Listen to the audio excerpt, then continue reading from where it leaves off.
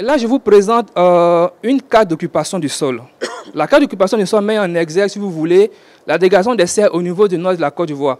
Quand vous prenez durant les 20 dernières années, de 1998 en passant par 2009 et jusqu'à 2020, il y a 4 couleurs dans chaque département.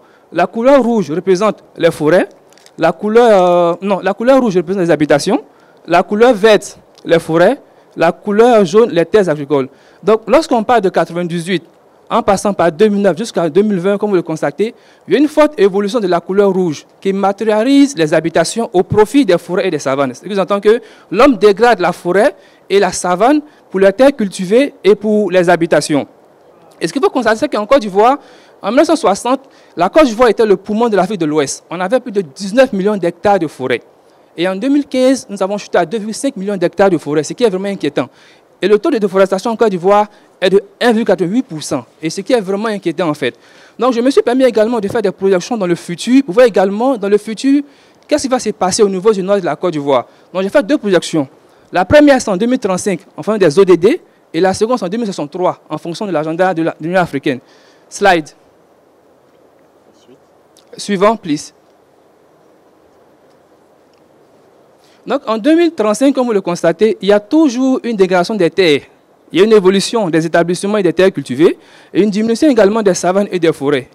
Identiquement également dans le département ne fait que Sédougou. Slide. Suivant. En 2063, c'est toujours le même constat. À Korogo, Sédougou, Boundial et Mankono, nous avons toujours une dégradation des terres au niveau de ces 4 départements-là. Vous voyez que les forêts diminuent de 11,38% et les savanes de moins 21%, alors que les terres cultivées augmentent à 4% et à 28%. Donc c'est la sonnette d'alarme qui doit être attirée au niveau du nord de la Côte d'Ivoire. Slide. Suivant. Donc voici un peu l'état des facteurs anthropiques au niveau des 4 départements. Vous voyez que le rouge scintille, ça montre qu'il y a une forte dégradation des terres au profil de tout ce qui est habitation et terres cultivées.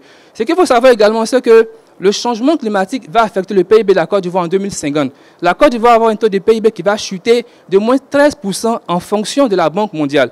Qui parle de PIB parle automatiquement de la cherté de la vie. Donc si rien n'est fait en termes de résilience, nous aurons du mal à subvenir nos besoins en 2050-2063. Slide. Thank you very much for your concern.